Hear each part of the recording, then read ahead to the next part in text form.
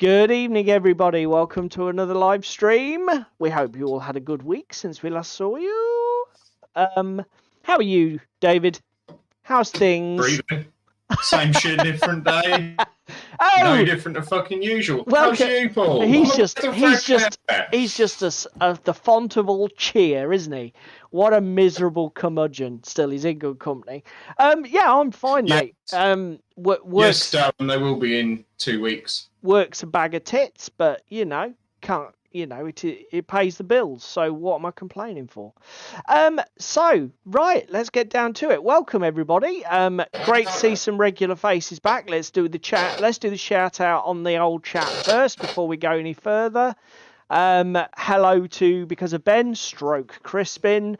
Hello Darren. Hello Orinoco. Hello Paul, sir. Hello to Spam and Egg. And that's all of you. Hello to you as well if you're watching us later on YouTube, or if you're a lurker and haven't typed your welcome in the chat yet. And if you haven't, go on, get in there. We're a friendly bunch. We don't buy. Merch. Question, Paul. Yo. Did you vote? Do you know what? In my console, I can start the poll, but I can't vote on it. So unless I actually am asked to open a window and cast a vote as a separate viewer, no, I haven't. Right. Okay then. Well, should we go down to my tabletop? Hang on. Let's stretch out the suspense a bit more, right? Okay. So for everybody who's joining us, there should be a poll visible in the chat. We're trying to decide what David's going to be working on tonight. So I'm going to talk about what I'm going to be working on tonight, and then in that, hello Cheese Me, in those 2 minutes, you've got chance to get your votes in now for what you want to see David doing. Well, that's just decided it because it looks like Cheese Me's voted. Well done, Cheese Me. He's broken the tie. So if you're joining us on YouTube and haven't been here before, let me give you a brief rundown of what shenanigans we're going to be up to over the next couple of hours. First of all, David and I will be showing you what we're hobbying on, because as well as sitting here and talking crap, we do like to have to get something productive done as well. Then we will have a quick chat about what we did on our gaming club night on Monday. There are a couple of news items that we will then throw out for your delectation and enjoyment. Then we will talk crap and ramble and interact with you guys in the chat, because, this is what this is about, this stream. It's all about you, the viewer and the participator. Then about 9 o'clock, we're going to start talking some more nonsense, and we're going to discuss a theme that we've touched upon tangentially previously. Yeah, but we spoke about it, about 2-3 months ago now, just briefly. Yeah, on games. To be fair, this topic's a bit broader than what we talked about before. We talked specifically about campaign games, yay or nay, earlier. Yeah. On one of our previous streams. Please feel free to check the back catalogue. But what we're going to do is we're going to cast the net a little bit wider and talk in general about depth of the experience. How many fish puns can we get in the next 15 minutes? Oh, cheese me, for God's sake, mate. Really? So, yeah, we're going to cast the net a bit wider and talk about the general depth of wargaming and how that varies system to system, and maybe try and define what do we mean by depth of experience, and does it matter, and what's for you. Anyway, that's going to roll around about 9 o'clock-ish if we stick to the script, which there isn't one, so that's unlikely, but it might happen by accident. We might go off piste. Yeah. So let's get back to tonight's agenda. What am I doing tonight? Well, first of all, I'm trying to get my mobile to work. What is going on? Okay. Your mobile currently has a very nice view of a wet pad. Haha. It does, but it's not updating. Now it's updating. Right. Now the picture is moving. This looks a bit more useful rather than some static shot of the past. So, desktop camera, go. painting competition. We're currently running a painting competition which we run every month at our gaming club. The theme is new toys.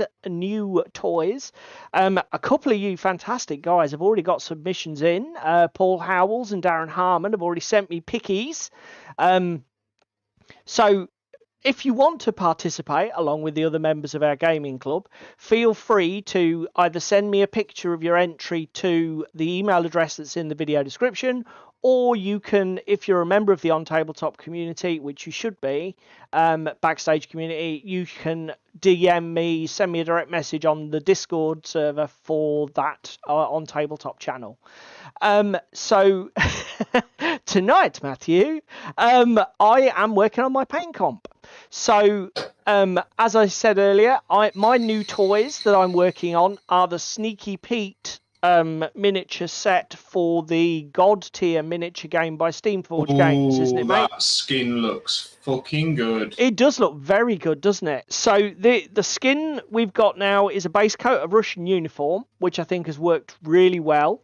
We've gone in and we've done the fabrics with Vallejo model colour flat red. Because the Sneaky Pete is one of the red... What's the red faction called, mate? Slayer. The Slayer faction. So obviously red is the colour. I wanted to carry this primary colour or this warband. I'm surprised you went flat red and you didn't go with something like a burnt red working up to a flat red highlight. Because, mate, they're board game miniatures. So they're going to get one colour and a wash and they're done. That's why we're not doing burnt red up, because we're doing this on Paul's lazy mode, not David's hard mode. So we've got those two colours down. Now, my job for tonight is... Yes, we did, Ewok. We summoned you. We are sorry. We apologise. There is no Iraqi sand. David, excuse me, just because I want to please Ewok and basically... because he's a hero, these miniatures actually have, it's probably difficult for you to see. Can you see there's almost like sea barnacles on the shoulder of Sneaky Pete here? So what I'm going to do is I'm going to go and do all the barnacles in Iraqi sand. So we've got Ewok's magic combination on these miniatures. So that's my first job.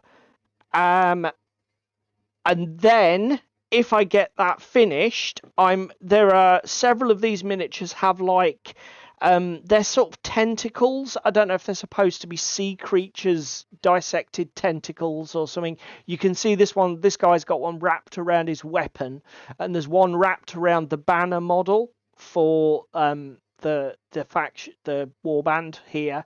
On the back. I'm going to do these, the actual tentacle part, I'm going to do in this Vallejo model colour violet. So that is my plan for this evening. So let's go back to the main view. So are the results of the poll in, mate? Let's just go and have a look. Results are in.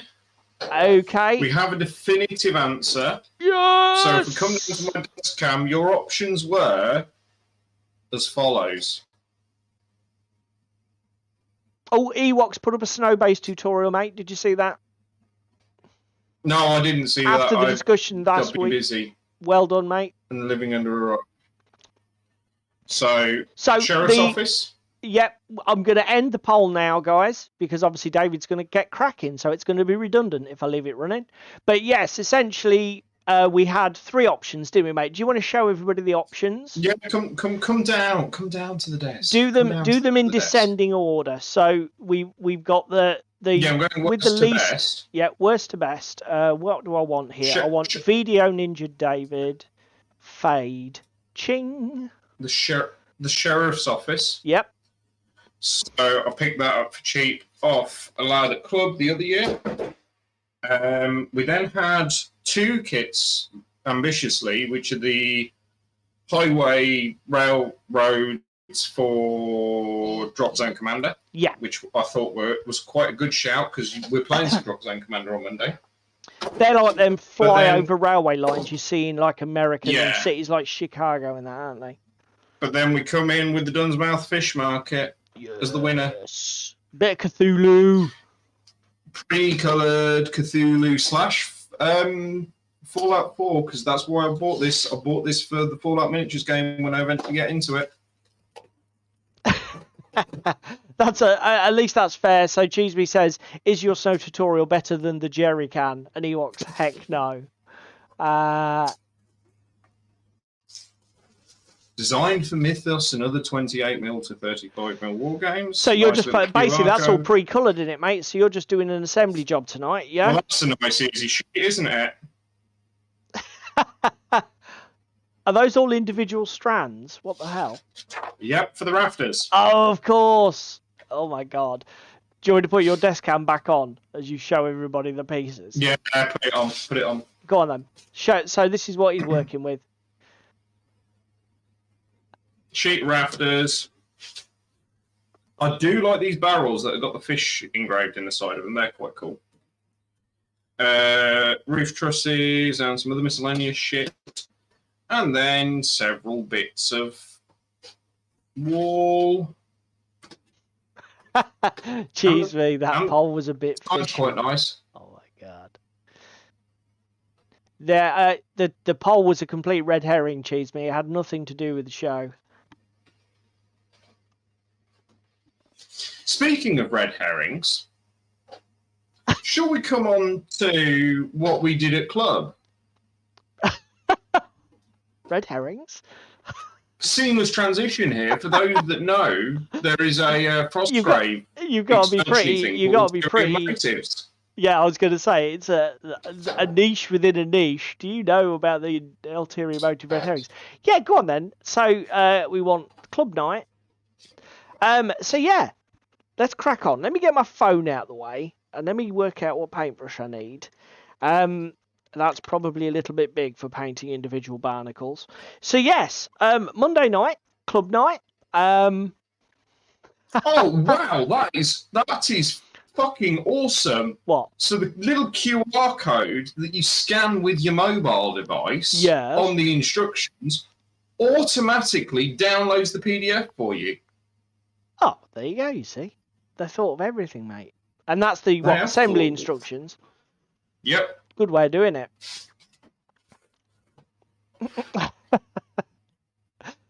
So yeah, on Monday at club, we revisited a game that we've not played for some time, eh, mate? No, game you've not played for some time. I've not played for some time. I played it quite regularly. Frostgrave.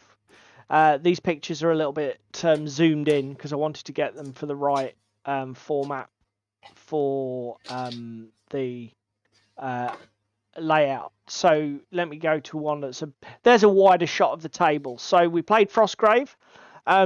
We played on a very small Darren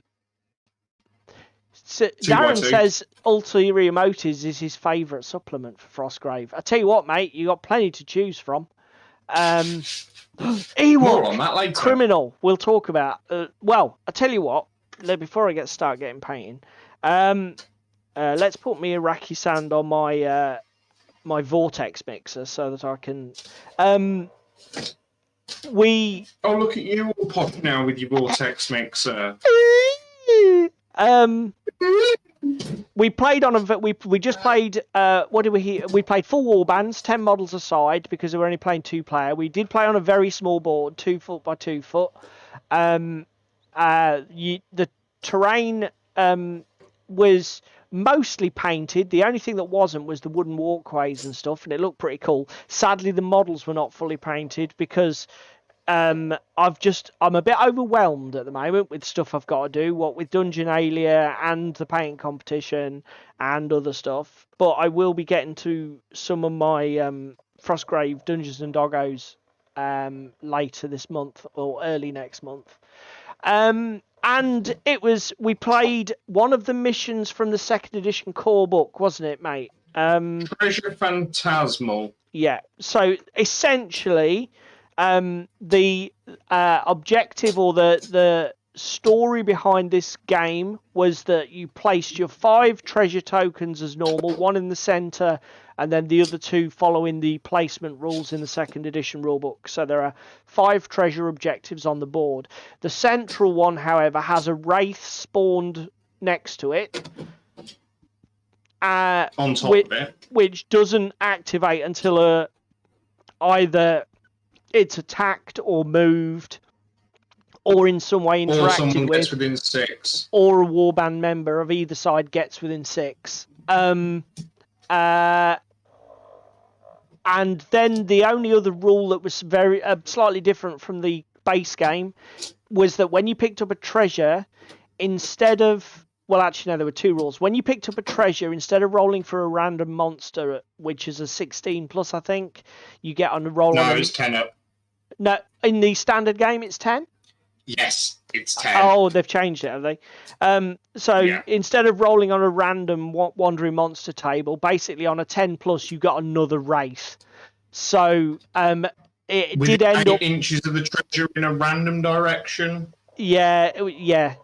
8 inches in a random direction, yeah. And then the other rule was when you were carrying a treasure, you had to pass a willpower test at the start of your activation. And if you failed, instead of doing your normal activation, you moved 1 movement towards the center of the board like some hypnotized zombie. And if you reach the center of the board, you just put your treasure down in the center of the table. So basically the whole thing was geared up to make getting the treasures as challenging as possible. Darren, it gets better. We took level 0 warbands because we're about to start a campaign which we'll discuss a bit more in a minute, but we took level 0 warbands.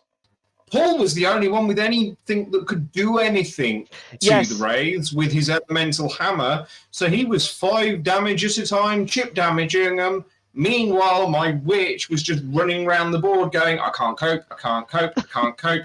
Fuck off, leave me alone. Oh, Mr. Thug, I hear the weather's nice this time of year. Yeeted into combat to protect my other guys. Yeah. Wraiths, as some of you might know, can only be damaged by magical attacks in Frostgrave. So if you're a level 0 warband and you pick the wrong spells, well, sucks to be you. Which is sort of the situation David found himself in. As he said, I got super lucky and happened to pick a damage spell so that I was able to just keep enchanting my guy's weapons. So it's like, right, now your weapons magic, go fucking hit him. So yeah, I had a better game of it than David, but David. You see, this is the bizarre thing of Frostgrave, right? So David had no strategy to deal with the wraiths. He literally just had to run around and hide. He literally just had to basically improvise, throw all of his chaff under the bus, and wrestle to get the treasures off the table. He managed to get 2 off, but because even though I'd got a strategy for dealing with the wraiths and could actually engage and kill them, I managed to fluff so many of my will rolls that my guys, after they'd picked up treasure chests, just kept meandering back to the centre of the table and doing nothing. So even though I had an advantage, I still lost. I'd only got 1 treasure off the board. And I'll be honest, it was fantastic to revisit Frostgrave after such a long time away. I had forgotten how much I absolutely love this game. It was just... This game is fun. In fact, for the first... I can't remember what happened. I think in like the first 10 or 15 minutes... One of my guys got shot with a crossbow bolt and literally like killed outright or something. Yes, because he came out on top of a ridge line, stood behind a barrel, saw my crossbow guy at the edge of the board and went, I'm going to have some of that, and shot him and missed. My crossbow guy went, no, fuck off, and dead shotted you square between the eyes. Yeah, and... there was that moment where I was like, oh, that hurt. You know, you feel bad. You think, oh, that was a 1-shot kill on my guy from like, no wounds. And it was like, and then the moment passed and it was just like, do you know what, let's just enjoy it. Just enjoy the madness of it. There was some great moments. Another thing was, again, because David didn't have a way to actually kill the monsters, he was just casting push spell to basically make them move away. It was Frostgrave is such a great game for just bringing that they use an absolute minimal amount of rules to create situations where you just do something that you wouldn't do normally. It forces you to be creative and just You got to think on your feet. you've just got to wing it sometimes because everything is stacked against you. It was great to play a scenario that used the will stat really constructively because again, will's a bit of a dead stat. I've played a lot of Frostgrave First Edition, and will was a real dead stat, wasn't it, mate? I could probably count on the fingers of one hand the number of will tests I made in a year's worth of Frostgrave. But they've obviously, with the second edition and some of the new scenarios, things have really changed, and they've really created some great play that uses the whole range of game, doesn't it? Yeah, it does. And again, considering there wasn't much terrain on the table, so to speak, for line of sight blocking. No, it was just we had a ruin in the centre. We had a ruin in the centre, which was pretty much, and some low hills. So, like you say, there wasn't an awful lot of line of. Oh, well, I suppose we had the forests, but again, mostly things were in the forest, so they could be seen and see out, couldn't they? Yeah. But yeah, it was a fantastic game, wasn't it?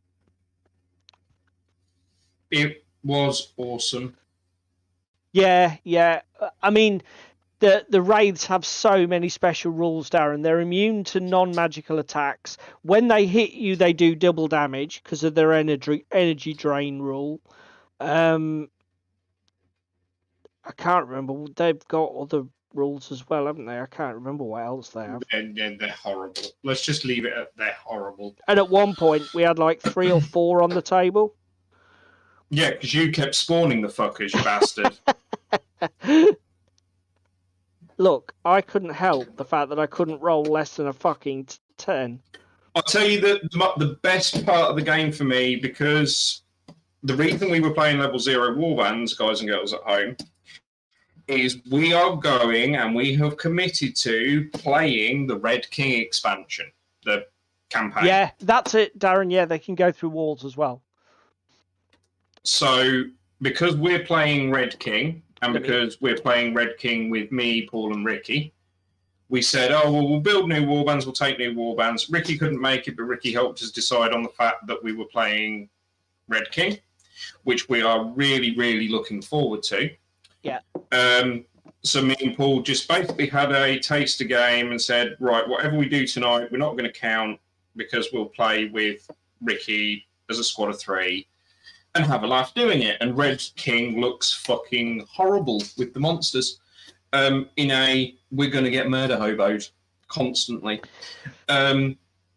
But because it was a throwaway game, so to speak, I threw my wizard out onto the hill, didn't I? Yeah. Self-harmed. Yeah, because we weren't we knew we weren't going to track the consequences. Just some of the artwork in this game is amazing. Because we knew we weren't tracking the game or using any of the experience, because obviously we didn't want Ricky to miss out. David was just like, do you need some help with those wraiths? I'm going to run to the top of the hill and try and push the wraith to the corner of the table, which he did fantastically, but he did have to cut his own throat to do it. Yeah. So like, I need to get this spell off, quick. So funny. But again, it's something that I really like about Frostgrave in general, is that do damage to yourself to get your spell off mechanic.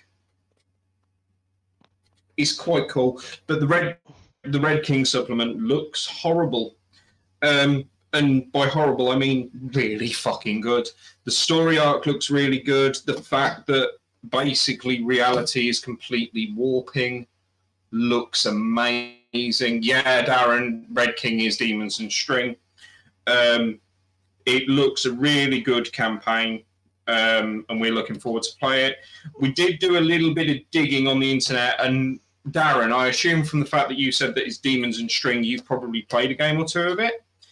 One of the reviews I saw regarding Red King said to not try it if you're level 0 and have a couple of levels under your belt. Is that something you would say is true? Yeah. Or can we go at it and have fun at level 0? Yeah. Well, what's your experience, Darren? Did you play it with raw wizards or experienced ones? Because that'd be quite interesting to know. Yeah, definitely was cut his own throat. Not as Pratchett envisioned it, but it was very heroic and a little bit mad. And again, every time my fighters made it into combat with your dogs, they just went, no, we're not hitting the dogs. Every single time they just went, no. Meanwhile, your dogs decided that they like the taste of human flesh and were just mauling me left, right, and centre. Yeah, that's true. But it's like, the problem is they just gave you those little puppy eyes, and that was it. They were, you were disarmed and unable to stop them. So, David was running. Was it an all-female warband in the end, or was it on? It's a witch warband. It will be all-female by the time I'm done it. And I'm running. There is a sort of partial project up on Tabletop for my warband. I'm running the Dungeons and Doggos miniatures, which are a role-playing set from Steamforged. And I'm running a warband built entirely of them. Now, one of the drawbacks of doing that is there are hardly any ranged models. I've literally got one dog with a crossbow. So I've got to think of a strategy of how to shut down ranged attacks. So I'm thinking, because I've taken an elementalist wizard, I'm just going to basically spam call storm so that everybody's like at -5 to shoot. And then I don't suffer any penalty because I ain't got anybody who can shoot, is the plan. Until that one time you need to make a shooting attack with your wizard. Yeah, apart from then. Actually, I need to think about that, yeah, because obviously Elementalist, it's going to make my power bolts and all that elemental balls bollocks, isn't it? Yeah. Yeah, good plan. Okay. So I wish yeah. I hadn't told you now. I stumbled across that in the campaign. What's that? But hey, Oh yeah, you shouldn't have telegraphed it. Should have just like let me get all set up, and then it's like, oh shit, now I can't use these spells. Bollocks. But yeah, as I say, I've been too long away from Frostgrave, and it was fantastic to go back to it. If anyone hasn't tried it, I recommend you do. The only thing I would say, I mean, we've had Jack bounced off the game at our club, didn't he? Wasn't really for him. yeah, but he's about the only one. I think everybody else pretty much has bought into it. The only thing I will say is it isn't a crunchy game. If you're one of these people who likes min-maxing your stats and picking the optimal play, Frostgrave is not your game. You want to be it's D20 based, so there's a pretty huge randomness on it. Okay, Darren says he hasn't played it, but he has read it. A bit like that's the problem, Darren. I own everything except Willowwood, is it? Whichever... Yeah, but you even went out and bought that fucker. Yeah, it's in the post. But I've not played any of them. I've played tons of bog standard Frostgrave, but I've not really explored the supplements at all, and it's criminal. One of the things I want to do this year is get some Frostgrave done. That's why we picked a massive 12-episode campaign to do with the three of us, because it's a beast of a campaign to do. But I definitely want to explore more Frostgrave. And again, our gaming experience on Monday also unlocked tonight's topic. But we'll come back to that, won't we, mate? Is it news o'clock, It's sir? news time. Right. Let me click on that one. Right, I'll go first. So, cast your minds back, guys. You might remember me, probably more than David, talking about a board game at UK Games Expo called Presence, Yeah, the presence. I think we mentioned it briefly on the channel. Now, in fairness, I didn't play it. I simply looked at it and was like, "Oh my fucking god, this game looks absolutely beautiful." And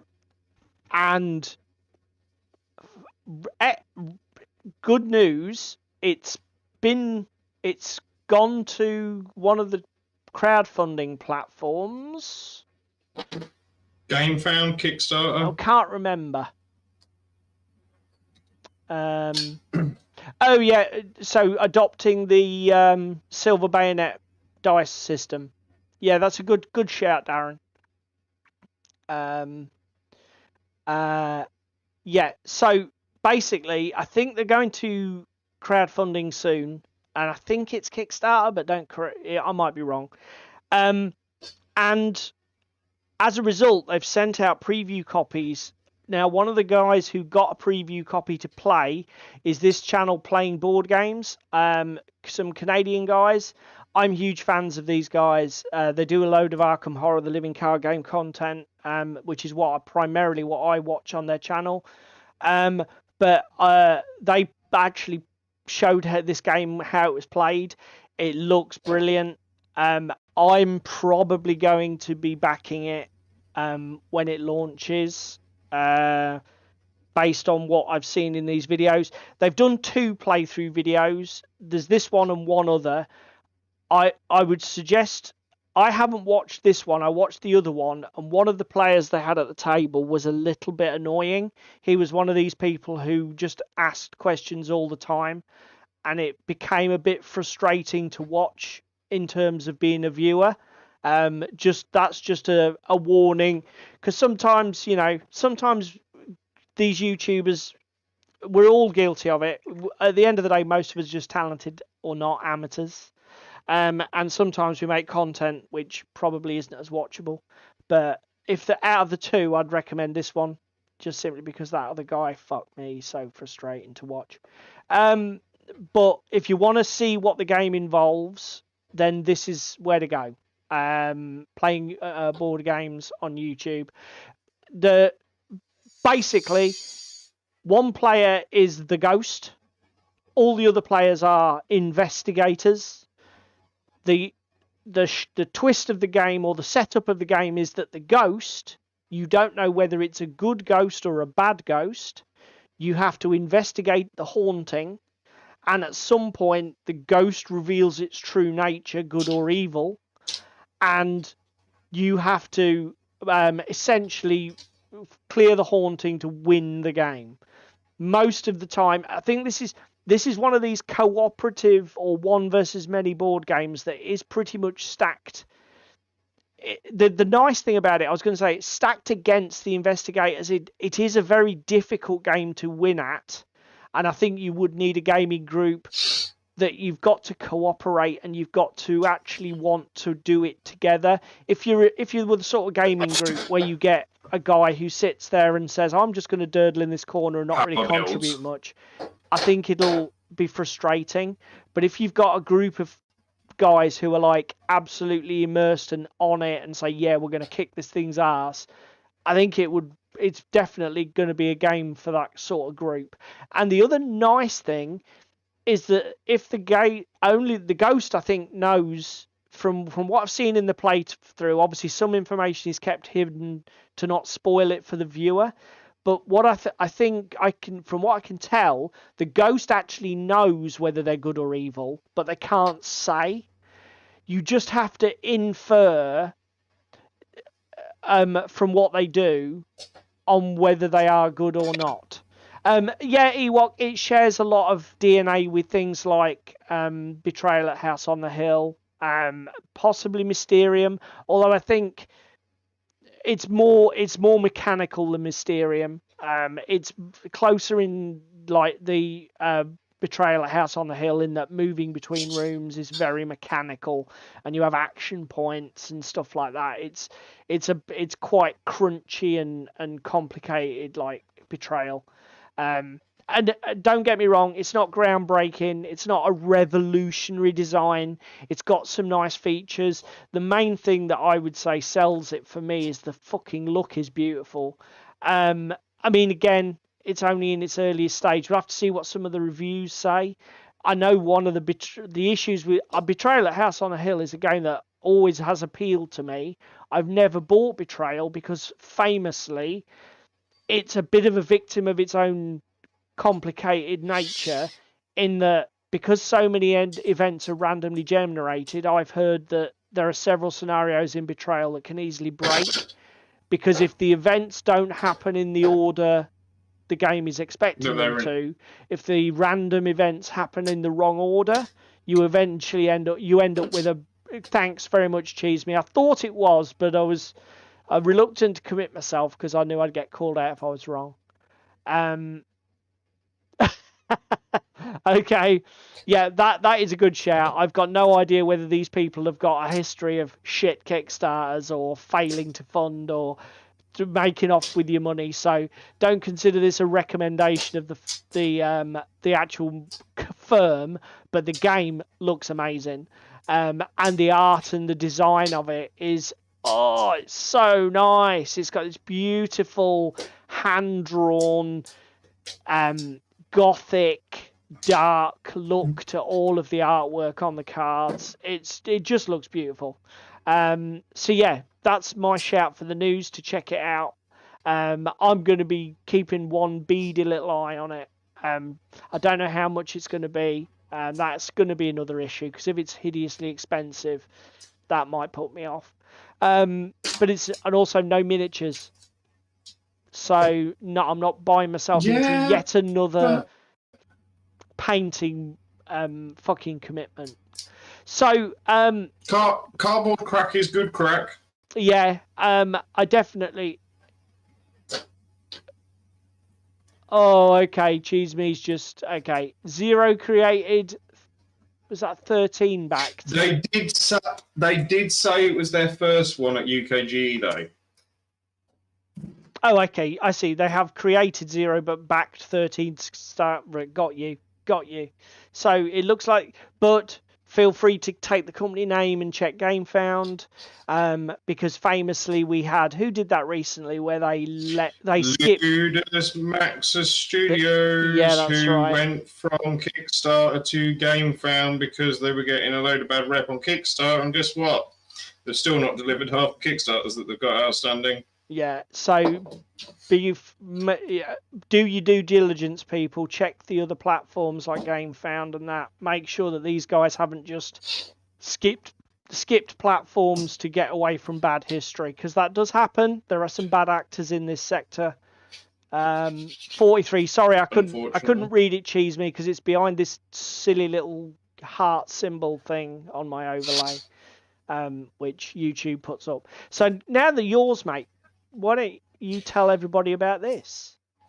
Margrave. Is that the one we're going with? Yeah, talking of UKGE.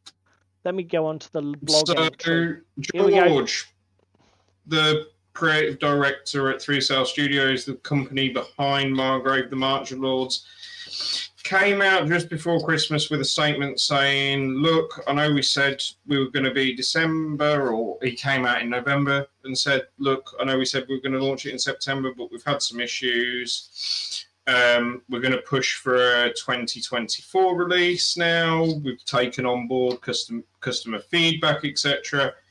And we're going to do all we can to improve the game, improve the Kickstarter and that kind of thing. Or actually, no, because it actually went on Kickstarter, didn't it? And then he canned it. That's right, yeah. I think it did actually successfully fund over by $5,000.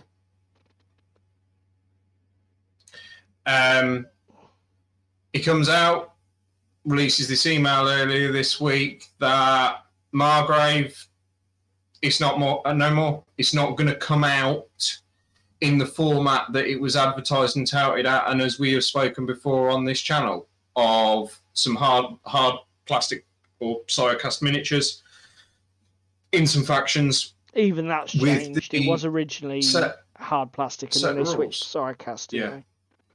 Yeah.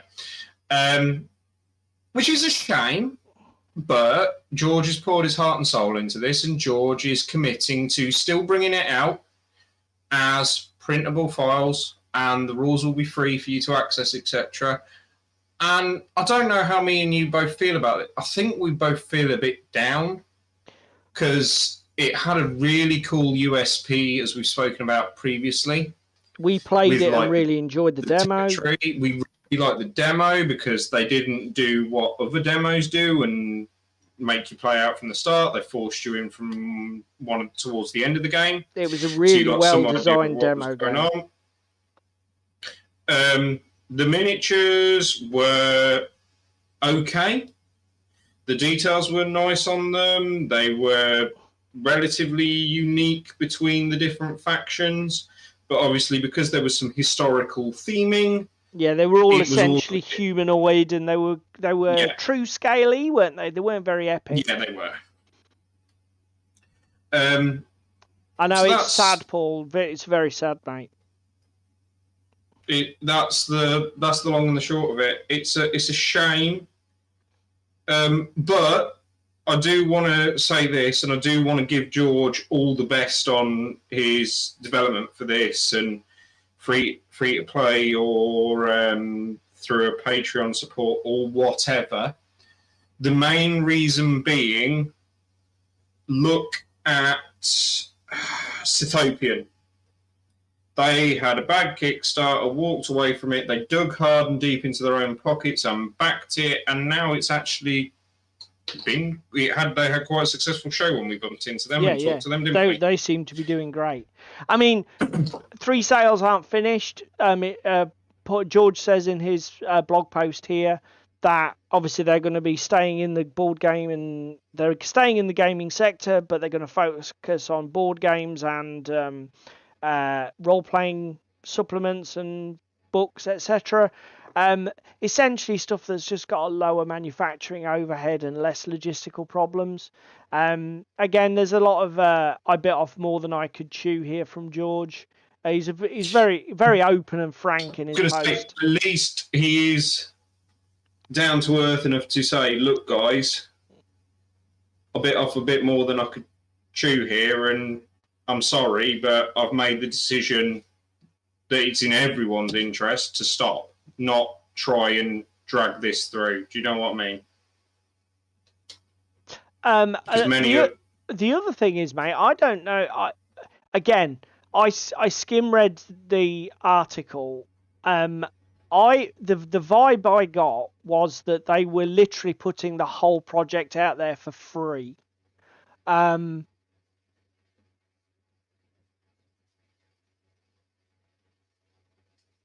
Oh, for fuck's sake! Different people. So what you're saying, Ewok, that the people doing presents have got a 4-year late board game Kickstarter, or that they're not the same people? Just for clarity.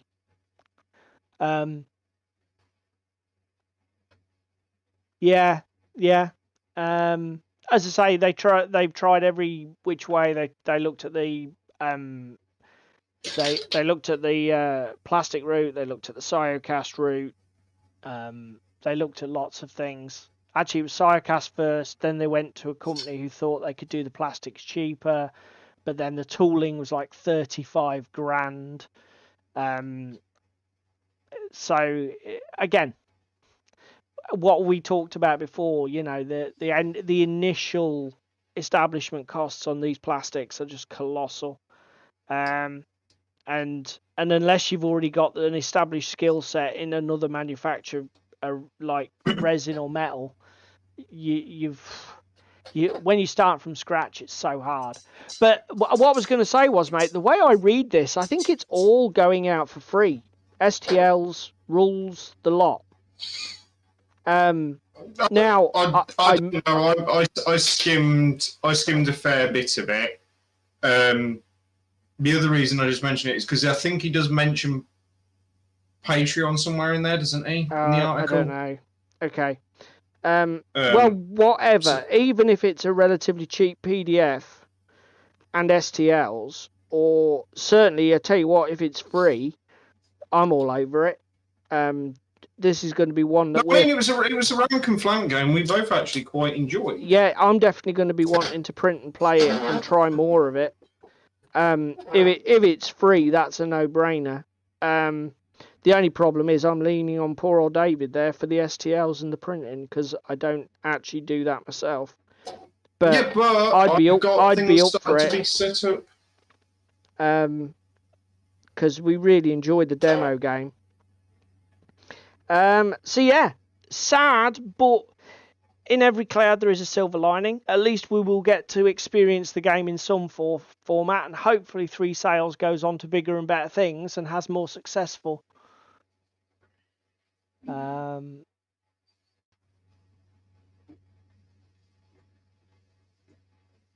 Cool.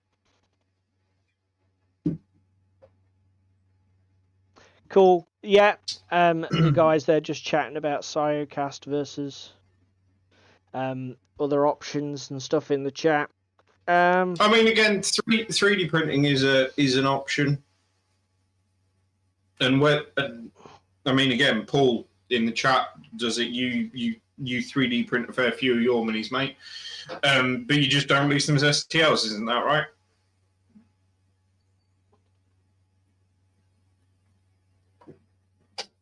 It's one of the problems with this niche within a niche. Like, I mean, again, to be fair, the other thing that probably made, I mean, considering it was their first miniature game attempt, to pick a game, were quite ambitious. To pick a game that's got a miniatures count of 40 to 50.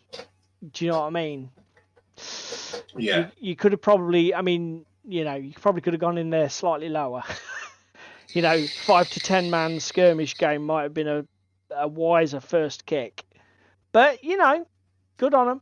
Good on them. And like I say, it looks like the game is going to be released into the wild for us to look at. I'll be honest, the thing that I wanted to explore more was the upgrade tree idea. Yeah. Where you actually upgraded units dynamically during the game. Because that just seemed like such a wacky way of doing things. And again, certain units killing other ones or doing certain things allowed you to access them as well. Yeah, so that was quite cool. It had some really clever ideas in it. Stuff that was probably more familiar to digital game formats, but to see it dragged into a classic tabletop war game was quite cool. And I quite liked the aesthetic of those sort of like pseudo-historical humanoid, Yes. Probably a bit vanilla for some, a bit, because there were no exotic alien races and stuff like that, but I thought it looked quite cool. We've got a few minutes to talk. I may have been lurking on Mantic this week. Yes. Looking at things. Do you want me to bring up a page? No, I may be considering a Northern Alliance army, and I may be considering a Northern Alliance mega army, because it's just too good not Mate, to get. You've been talking about it forever. Just buy the damn thing. We'll find a game to play with it. The miniatures obviously have some sort of hold on you, because you just won't let them go. So it's the fact that it's dwarves and elves and all the races working together in sweet harmony, and I can build what the fuck I want. Yeah, just do it. Just pull the trigger on it. And the Mantic boxes are insane value for money. And you get the Clash of Kings supplement at the moment free.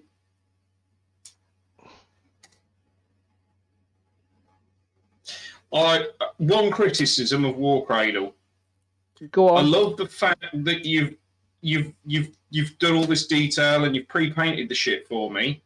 But can you fucking cut a little bit more with your laser cutter? I know you don't want all of the numbered pieces dropping out of the board, but your curve's that tiny, I'm having to break the board to get them out. Okay, so essentially it's undercut, is it? Yeah, they've not cooked it for long enough, the bastards. Good to know, you heard it here first, folks.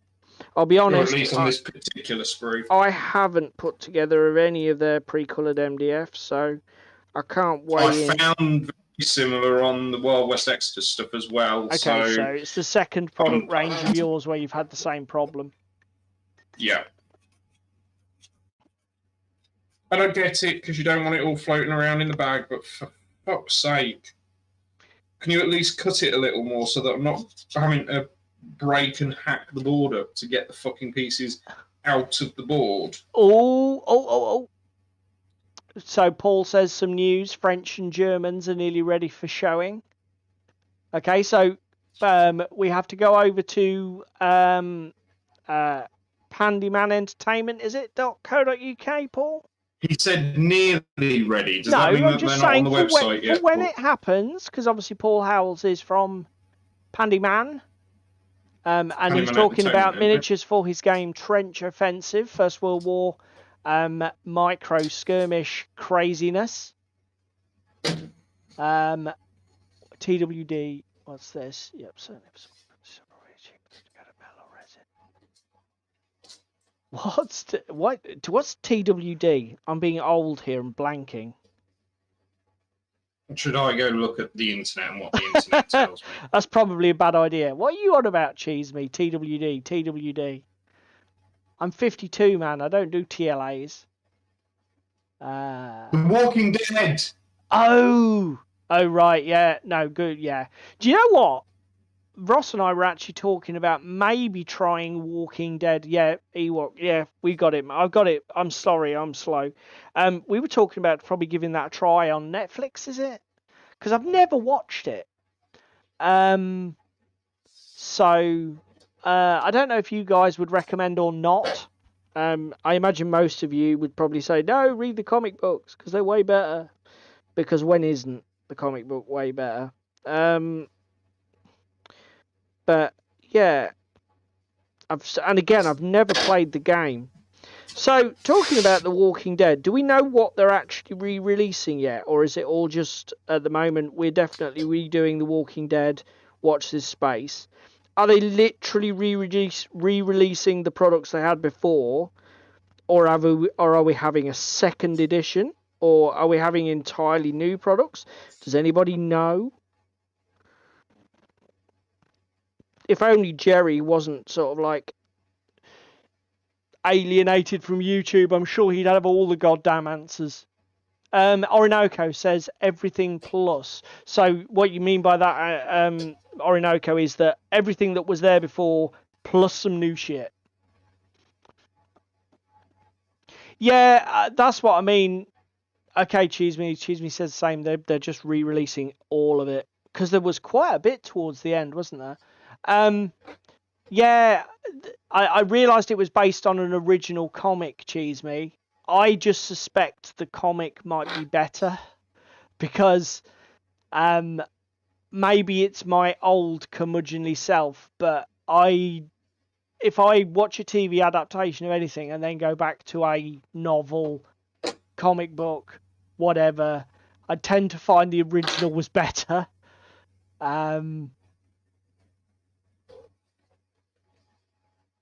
Ooh, it does sound fucking... We are in the news, and the Crispin's just because of Ben is a little bit disorientated. You are 7 minutes to 9, Crispin. So at the moment we're in the interact with chat and talk bollocks. At the moment we're just talking about The Walking Dead and whether it's worth watching. Yeah. Okay. Spam says 2 seasons was it. Samey, just repetitive. Oh, you glued shit wrong. Okay, 2 of the best characters in the series aren't in the comics, so Ewok's almost implying there is a dimension to the series that is better than the comics with those characters. Yeah. I must confess the whole zombie apocalypse thing isn't a massive trope that I'm into. But the game always looked fantastic. Because it always looked very clean, very simple, and quite unique with what it was trying to do. And if anybody knows me, they know I love my unique shit. If a game tries to do something a little bit different and special, I'll probably be all over that fucker.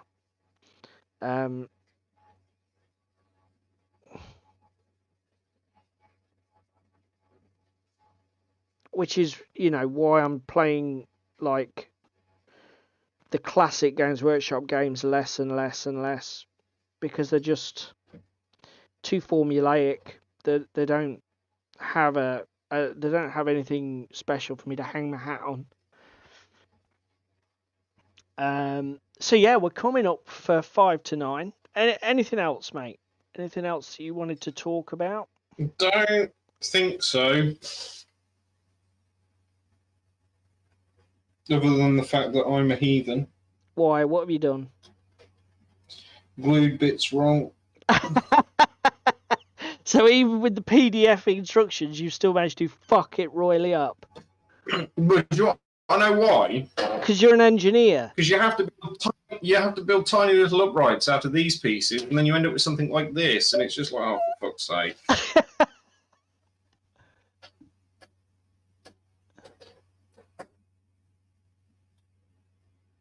Oh, is that one of the follow-up spin-off series, Ewok? Okay, mate.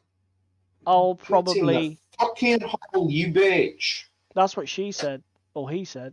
You fucking whore. Jason the Argonauts. Nay, talking Darren. Although, I don't know, Ray Harryhausen stop-motion animation probably hasn't aged as well in this current modern age of CGI.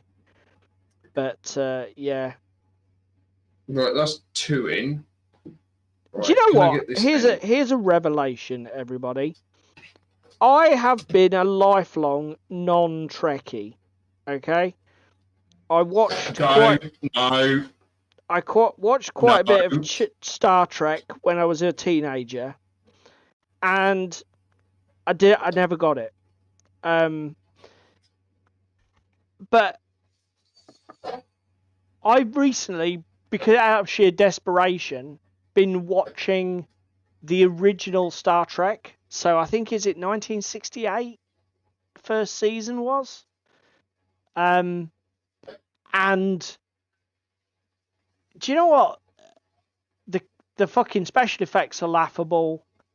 The plots are contrived as hell. But the storytelling in it's great. Do you know what I mean? You just think the problem with modern TV is it's sad that we've had all of these enhancements that have made the whole sort of like televisual experience. We were able to step it up and make it so real, and put absolutely insane things on the screen. But we've lost in the execution of that. They've either forgotten or deliberately neglected or run out of money for, I don't know what the fucking reason is, for all of the classic stuff that forms the basis of good storytelling, and has since the written word since somebody first thought to commit fiction to paper. Do you know what I mean? Character development and bloody story arcs and stuff like that. It's absolutely nuts. Do you know what? Blake 7 is something I would love to rewatch, Darren. Now you've put that on my radar, that might be a thing.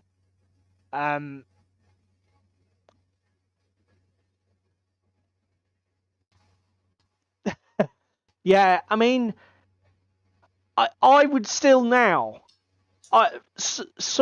We watched some fucking god awful Detective Forced, I think it was, some detective shit off Netflix that was Polish but then overdubbed in English, and it was just bollocks. It was absolute fucking bollocks. I mean, it was beautifully shot, fantastic cinematic shots of mountainous Poland and Central Europe and snow, and the plot was ridiculous. The characterizations was farcical. The acting was terrible in places. Cheese me. And you just think, Doctor, go. What? I'd sooner watch. They're mentioning Doctor Who. I'd sooner watch something from the 1960s at this rate. It's just like, Because at least, do you know what the thing is as well? At least when you're watching, I don't know, an original John Pertwee Doctor Who or a fucking original Series 1 Star Trek, when they start with the ridiculously poorly coordinated and badly shot fight scenes where everybody's about a foot off each other, but it's just flailing melodramatically around a fucking chipboard set, you can go, they didn't know any better. You know, you watch something that was like shot last year and it's like, it's essentially just beautiful camera work with no fucking substance or structure that makes any sense. And you just think, well, how do they not know any better? You know, have they never read a good book? Has none of them ever thought, put down a novel? None of the people on the writing team for Detective Force put down a book and went, that was really well put together. The key word you are missing in that sentence, Spam, is yet. Because you will be being forced to watch it at some point. If he makes you watch it, Spam, just do the Tom Baker era. Don't do anything else. No, Tennant. No, Baker. Tennant. Tom Baker.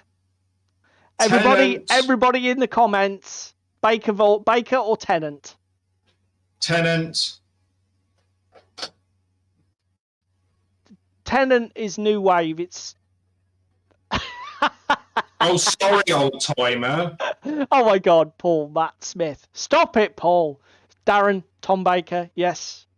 Thank you, Darren. No. It's Tennant.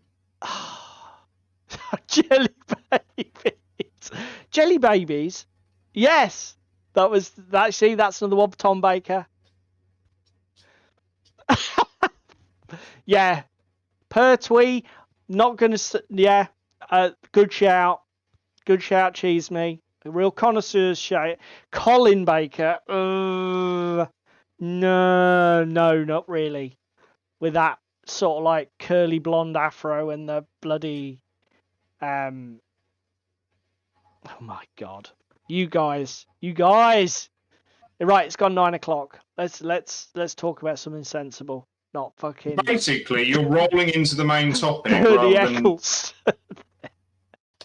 Bernie Eccleston? Does he have something to do with Formula One? Cheese me. Right, No, Christopher Eccleston is who Cheese Me is on about. No, it must be Bernie Eccleston he's on about.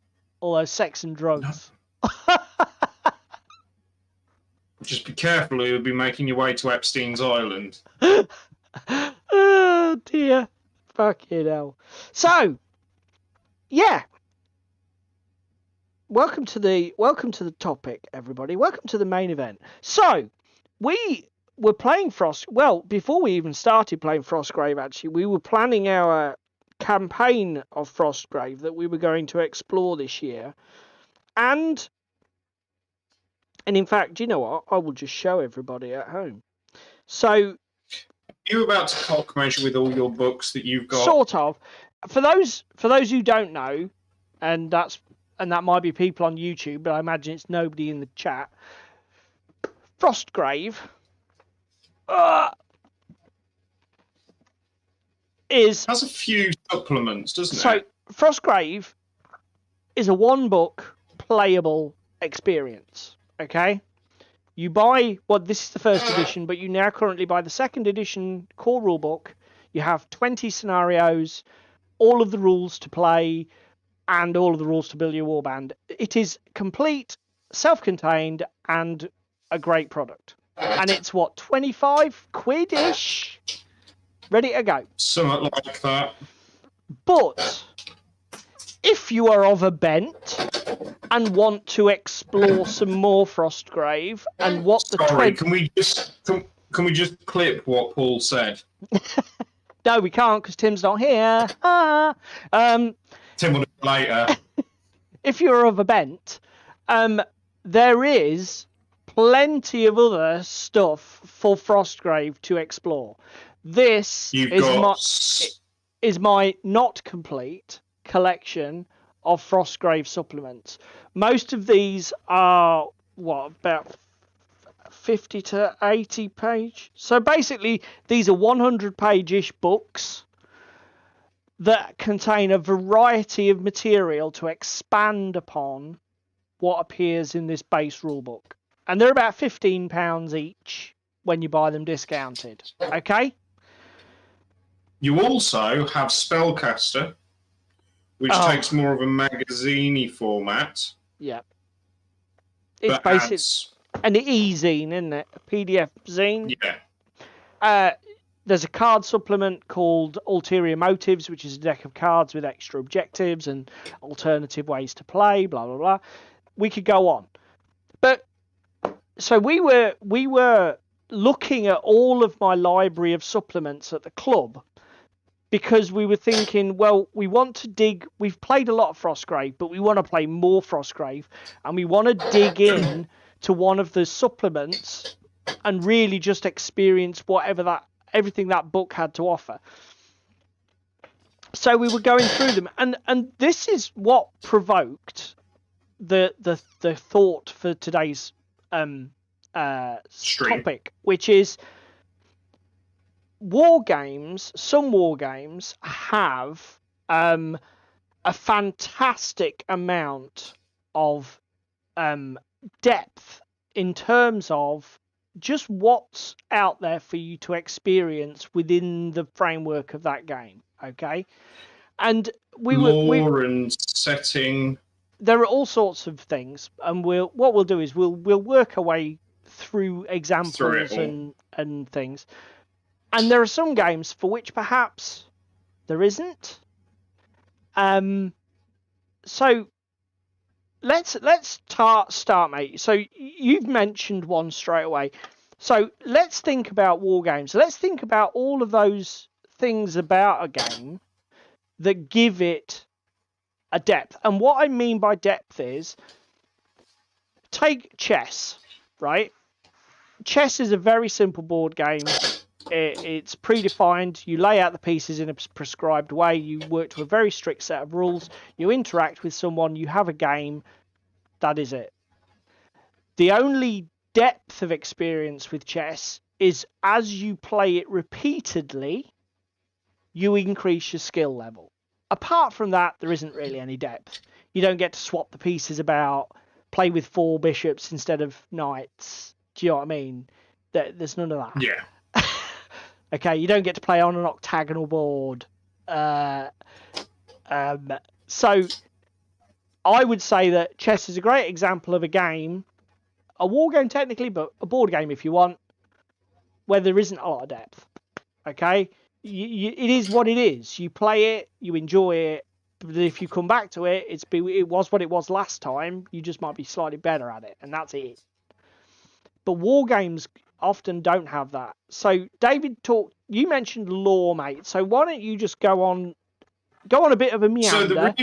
Tell us why lore adds depth. About lore, and this is also part of what procked tonight's discussion, is that whilst me and Paul were sat there doing all this campaign shit, playing this Frostgrave game, setting up ready for this narrative campaign, a couple of tables over at the other end of the hall, we had Luke introducing Alex to his first game of the OPR system. Now, Alex is massively into his Imperial Guard. He knows the lore and all of the background for all the different factions of the Imperial Guard. Knows all his special characters, etc., like the back of his hand. One of his criticisms of OPR was that lore is not there. It has all disappeared, so to speak, because they've obviously plastered over the game. There's a little bit of lore there in how you build your army and your faction, but other than that, it's literally that. There's nothing that is a story or a development to the world and environment. And I mean, different games do this in different ways. So you have, for example, the global campaigns from Infinity and how they develop the story arc for the planet. They do their lore a little differently, as well as having obviously all the background for the factions and that kind of thing. There's a few ways of doing it. Does it impact on your investment into the game? Depends on how invested you are in a good story, I suppose. I But think that's it's... one thing we Go on, mate. quite Finish like your about point. Finish your point. Frostgrave is that looking through how many campaign books you got there, Ginge? Let me. 8, I 9? think it's about 9 or 10. I can tell you exactly in just a second. 3, 6, 9, 10. So out of those 10 books, there's one that's like a compendium, isn't there? The folio that amalgamates a few of the smaller campaigns together. Yeah, I mean, there's the Wizard's Conclave, which is a folio of different, like, one-shot or 2 scenario stories that are amalgamated together. But other than that, everything else is a unique campaign with a different theme and flavour. And more, because the Wizard's Conclave, as David said, is almost exclusively scenarios. There's nothing else in it. But you take, like, Blood Legacy, not only is there a campaign, but there are rules for building vampire warbands, there are rules for having giant blood, both warband members and sort of followers. So there are... Some of the supplements contain additional spells. Some of the supplements contain additional rules for, like, potions and magic items. New troops you can take. So there is not only is there a huge range of supplements, the variety of content in the supplements is huge. But to come back to David's point on lore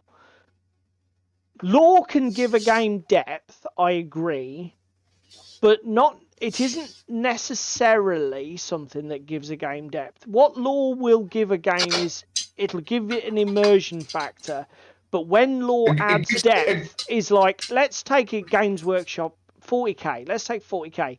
40k definitely, without any argument, adds depth to 40k through the lore, and the reason for that is it is because of the lore of the 40k universe that we have. What is there now? 15, 16 different factions in the game.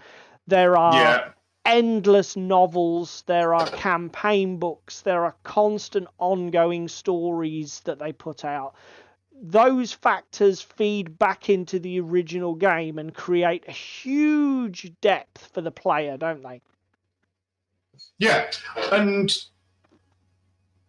I'm going to put it out there, of a game we both enjoy that has no real lore or setting. And it's one of the only GW games that we both like with the way we play it, which is Underworlds. Yeah. It's this season-changing amalgam that you don't want to get invested on the lore of a setting on because it changes every 5 minutes. That's a very good example, Darren. We'll come back to that. Carry on, mate. But that amalgam as the game doesn't mean that there isn't a depth to the game that makes it enjoyable for us, because our enjoyment out of that comes from the tactics and the card play and that kind of thing, rather than the lore itself. Flip that on its head for another game that we both really like, which is Carnivale.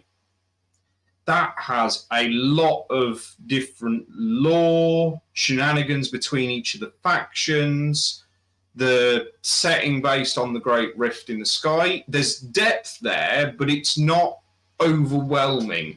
If you're a newcomer coming to 40k and somebody mentions, oh, by the way, there's the Black Library. Well, what's the Black Library? It's this fucking diatribe of books from Dan Abnett and several other authors that give you background and lore and settings relating to the game, but not actually game specific, and we might rip that up occasionally from time to time. Yeah, that is. Do you know what I mean? Yeah. And again though, that it is. You and I engage with Underworlds. You and I don't give a tinker's jizz what is the background story of Warband X. Like, your guys, you know, oh, there's some goblins sitting on wolves. What's his story? Don't really care. Let's just play. But the fact that there are so many different warbands for Underworlds comes out of the lore from AOS, doesn't it? Age of Sigmar's depth of lore, the storytelling, it's something that Games Workshop does invest in heavily. And I'll be honest, there are wins for me and there are losses for me. I don't particularly like the flavour of the Age of Sigmar universe. This whole idea that you've got I don't even know what they're supposed to be, whether they're separate planes of existence or dimensions in reality or whatever the fuck they are.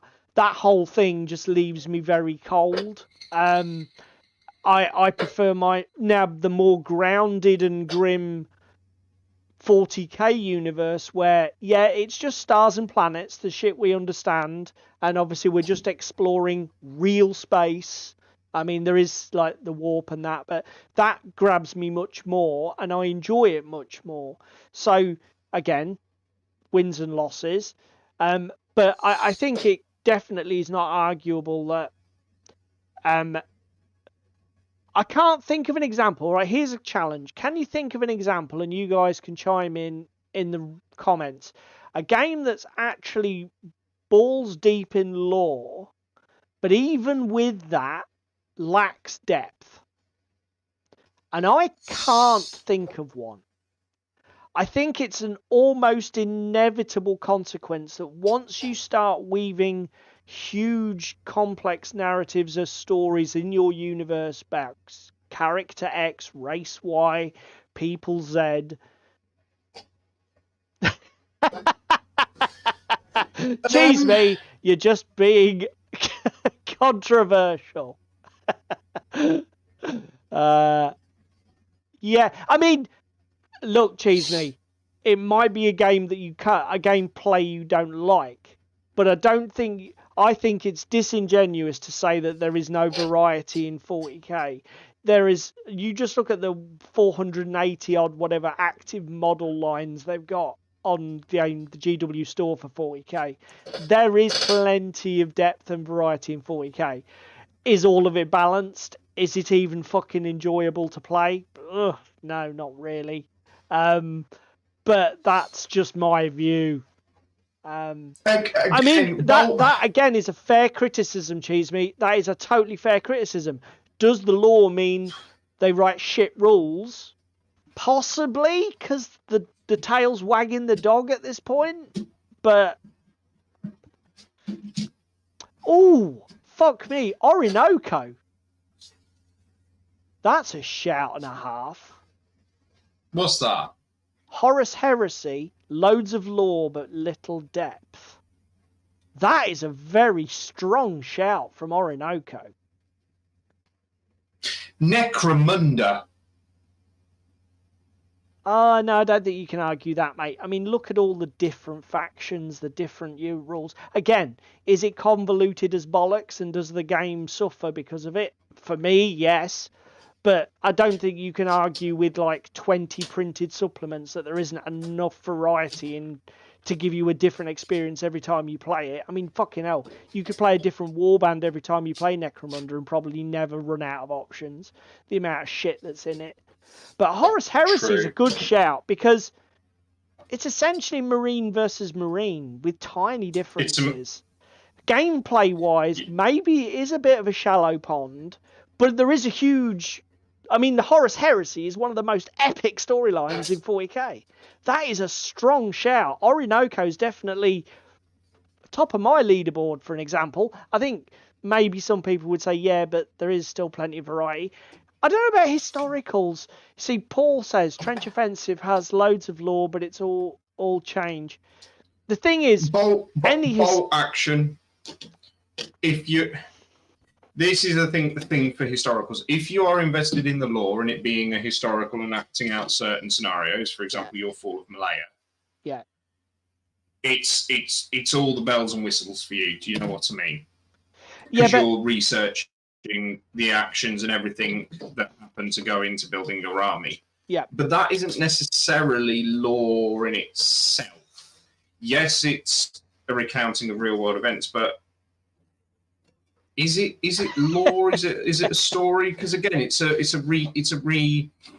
retelling. Do you know what I mean?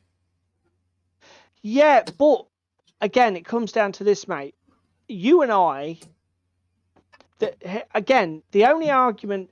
So again, with bolt action, mechanically, a lot of the armies play very similarly.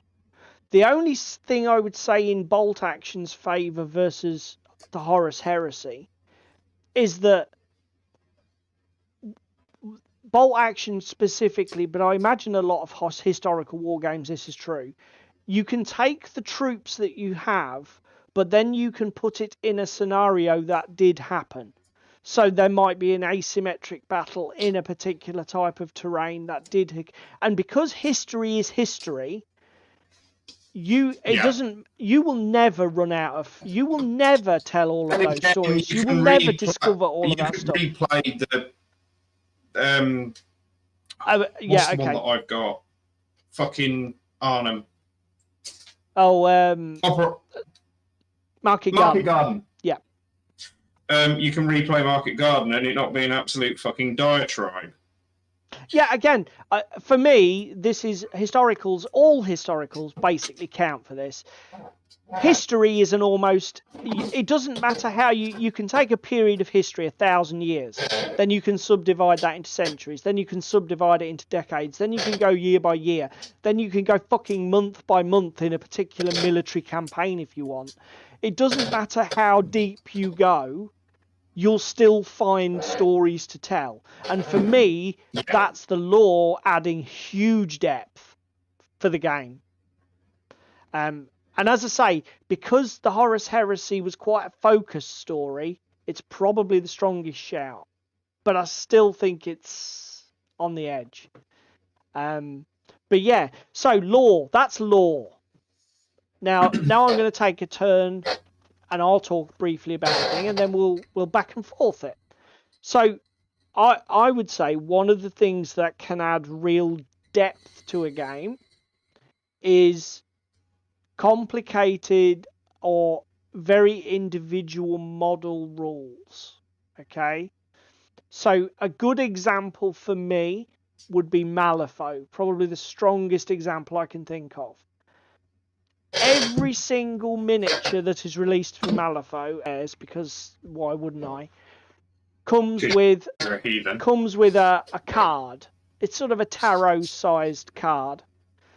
And there are rules front and back on that card. Base stats and individual abilities. There are probably 4 to 5 on a side. So you're talking anywhere between about 7 to 10 rules for each miniature. And just Infinity's a good example of this. Infinity. I would say not, but we'll come back to it. If you take a Malifaux warband and take out a model and replace it with another model, just by doing that, you may change the whole dynamic of the warband massively. And if you don't do that, you will certainly add an entirely new, probably mini strategy or mini game to your... And this is because, I mean, Cheese Me makes a good point. A lot of the rules for Malifaux, one of the reasons I think people do bounce off Malifaux is a lot of the rules, they're obviously concocted in a very gamey way while having very little representation or making sense in reality. So it's a lot of token pushing, a lot of token placing, a lot of very specific and intricate interactions that are there just to create a game. I think that is a very fair criticism to level at Malifaux. I enjoy it. So I can see why some don't. Darren says a strong parallel with Moonstone where it's the same. We haven't played enough of it, sir, but I imagine that you're probably spot on there. So when you have individual models, and to some, again, with a larger game, you could even take this to units. So one of the things with 40k that actually is a bounce off for me is that I have 50 or 60 models on the table, but if the rules, again, what I don't mind with Malifaux, I have like 6 or 7 models, and each one is very complicated. Like, that's fine. But it's 6 or 7 Give me models. 7. It's not. Give me 70, and there's still the same. So this data sheet's got 8 different abilities. No. There's already a fucking timeout. You know, I am. I think the other thing, I know what you're saying with the multi-award winning Moonstone and with what's it called? Malifaux. Yep. Is the fact that obviously there is synergies. Yes. And the mini game. Yes. Which is fine. I think part of the issue with the 40k bounce off for yourself is because whilst there is synergies and stuff between Primaris Lieutenants, because we love them and we can't get enough of them, and every unit in a Primaris army, it's the fact that you have analysis paralysis for what am I doing with leader number 1 in this term? What's the most efficient use of it? Whereas take your Malifaux list, and your leader in your Malifaux only synergizes with 1 or 2 models, and then those 1 or 2 models synergize with some more. But do you know what I mean? I do know what you mean, but I will say, in fairness, when you are new to Malifaux, the analysis paralysis is massive. Because one of the worst things you can do, and here's a hot tip for anyone wanting to learn to play Malifaux, don't change your list every game. Just pick a list and play it 3, 4, 5 times, because you need to grok all of those rules and you need to get all that stuff baked into your brain. It is the what the fuck do I do now? Like David says, that analysis paralysis can attack you. Hello, Trevor. Can attack you hard. Fucking hell, it's as if we summoned him. So now we're speaking about you suggested Infinity is a good example of this. I'm going to push back a little bit. You might be onto something though, and maybe the guys in the chat can sort of like decide. I would say with Infinity, the models generally follow tropes. So you've got your hacker, your sniper, and like, for example, if I think of my JSA, I can take out a Ryukin 9, which is like a special forces infiltrator, and stick in a ninja, and the list would work pretty much the same. Do you know what I mean? It's like they're still a fragile model with a short-ranged attack that can get in the opponent's table half. Do you know what I mean? There are some rules differences, sure, but... Yeah, but the reason I say Infinity... Yeah, no, that's fine. ...is because there is the wiki, because there is all the rules baked into the card, and when it comes to actually playing the scenario... Yes, you may have a ninja that is really good at his CC and taking out stuff. But that's not necessarily the miniature you're picking to do the shit you need to do in your 3 turns. And then the next game out, you're not picking that miniature that you picked last time. You're picking the ninja this time to go and do it. Do you see my point? I do see your point, and let me come back at you and say, I am not arguing that there isn't a huge amount of depth to Infinity. Infinity, I've said it before on stream, and I'm going to say it again. I consider Infinity to be possibly the best miniatures wargame out there at the moment. It is just such a beautiful piece of design, executed to almost perfection, maintained beautifully by a very dedicated crew, who keep the game fun and enjoyable. But is it the variability of rules of the models that gives it depth? I would argue probably not. I think what gives Infinity its depth is definitely rules, but I think it's the core rules. Do you see where I'm going, mate? Yeah. I kind of see what you mean. Because it's like the depth, the breadth, the fucking breadth of options within the core rulebook. Even just like David said, right? So like because of the way order system works in Infinity, you can take an entire turn of your game to solve problem X with one model. And you could choose any model that you've got on the table to solve problem X. Are you going to choose your hacker? Are you going to choose your ninja? Are you going to choose your fucking armored battle suit with a 4-shot machine gun attack? The options are huge, but it's more because of the way the game's structured. Does that make sense? Does Star think? It makes sense to me. Whether it makes sense to the boys and girls at home remains to be seen.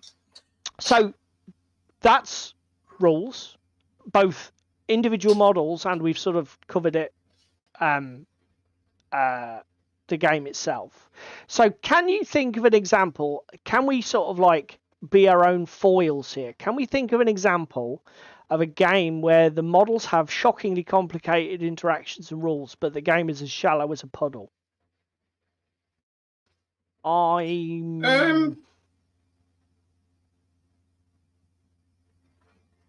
Again, I think it's one of those things where they're mutually exclusive, but tell me I'm wrong.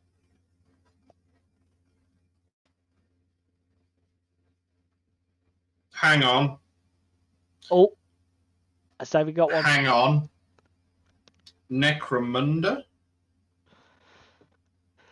Again, Because...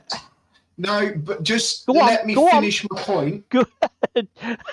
Jeez, me. Stop it. The fact that you can slap a different weapon on everything and build your gang out and make it complicated AF, but for what does it actually bring other than like a campaign or equivalent? Do you know what I mean? Yeah, I know what you're saying, but I think again, you and I don't like Necromunda because of the way the whole thing works, because of the way the parts hang together and perform. It doesn't mean that there isn't variety in it, and it doesn't mean that you can have a different experience each time you set the table up. I'm sorry, what, Mr. Van Sar, gang list builder that's basically take everything with the stupid fucking goggles that make it ballistic skill 2 up and able to see through smoke and everything. Yeah, the suspensors, of course, so that you can move and shoot heavy weapons. Bullshit. Yeah, I mean... Do you see my point? Oh, no, I mean... Yeah, but metagaming is a different thing. You get... Metagaming sort of a topic in itself. Yeah, I know what you're saying, but again, I think it's more of a case of... what you're basically saying is that all of the options that you get in Necromunda are window dressing, and when you peel that veneer off, or when you just sort of like peek behind it, you're playing the same game you did last week, and it's really tedious. Yeah. And I'm not going to argue with you, but I think it's the problem with that is it's so subjective. Do you know what I mean? You and I. When you and I play a game, we might. Yeah, but again, it's like 40k. You know what I mean? You and I play. If you and I tried to play 10th edition, we'd probably be putting our eyes out with a pencil after about half an hour. But there are people that love that game. Yes, Paul, I think what I'm trying to do is be a bit more objective and a bit less subjective. But we are here to be devil's advocates. Yeah. And what about... And to incense the chat into a GW whipping frenzy. Yeah, it's working. I'm a bit of a naive player of the Star Wars style game. Legion fall with this, because Legion's got fairly complicated unit cards and not an oversimplistic rule set. Does Legion's rules add as much depth as its lore does? Because obviously Star Wars gains most of its depth from its lore. It's a bit like 40k in that regard. Again, no, cheese me. It's almost certainly the latter, but we're trying not to be judgmental on them. Sure, again, buffering, bad connection. I don't know if he's joking or whether we have got buffering and a bad connection. My CPU load is still only 26, 30 frames.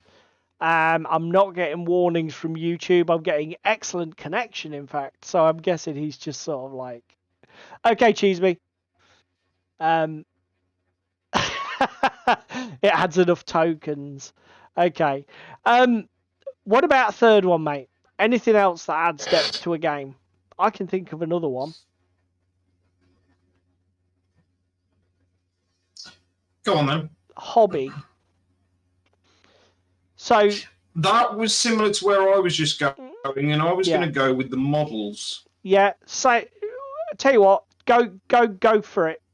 So models, terrain, essentially the meta outside the actual game itself, isn't it? It's not the meta, the part, again, the hobby aspect of it. Frostgrave is a prime example of this, of scenarios needing customized terrain pieces to run the campaign games. Yeah. Even the core base game ones require some level of terrain development. So the Silent Tower requires you to have quite a tall tower with at least 3 levels on it. It all kind of adds up. Do you know what I mean? Yeah. And I would say bastardizing this. And again, take a game like Underworlds, which is basically a glorified board game, or Warcry. There's hardly any dimension to that other than just paint the miniatures and put them on the table, is there really? And a handful of terrain pieces, which are prescribed by a deck of cards that you get in the game. So, you know, and with Frostgrave, this is one of the big ones, is that Frostgrave's depth comes from the huge amount of scenarios that you can play, the stories you can tell. The lore isn't particularly fleshed out, is it? I mean, I suppose it's getting there with 10 supplements for... But I mean, if I was to ask you to give me, like, the history of Felstadt the last 1,000 years, I don't think it would take you long, would it? Other than it being a city that is defrosting. Yes. Locked in an ice age, that's about it, really, isn't it? So, yeah, you know, it's not the lore that's adding all this depth to the game, but it's the bit around the game, the different scenarios, the terrain you have to build, the you know, it's many factors, because obviously you've now got loads of different variety to the way you can build your warbands. You've got loads of different wizard types, loads of different types of troop that you can take, but the hobby aspect is colossal for Frostgrave by design, I think. Just collecting the bestiary is a lifelong hobby in itself. Yeah. I mean, again, Jesus, I mean, how many years have we been playing Frostgrave? I don't think either of us has got a complete core bestiary yet, without even looking at the bestiary in the supplements. So no, that's huge. And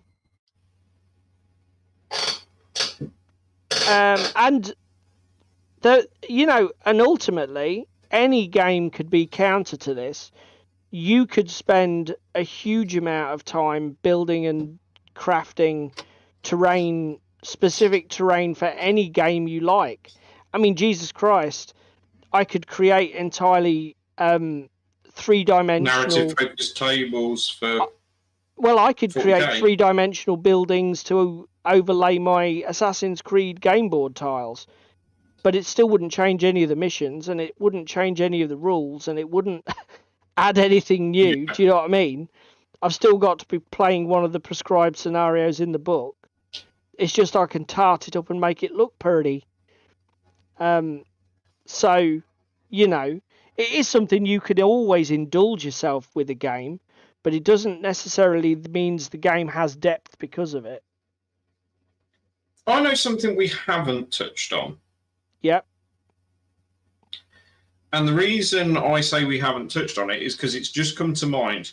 What is a board game that we both love that has a ton of tactical and other kinds of depth? That we love, Arkham Horror. Yep. Yep. The narrative and the story missions and the background for doing what you're doing in a game scenario. So the game itself that you're playing.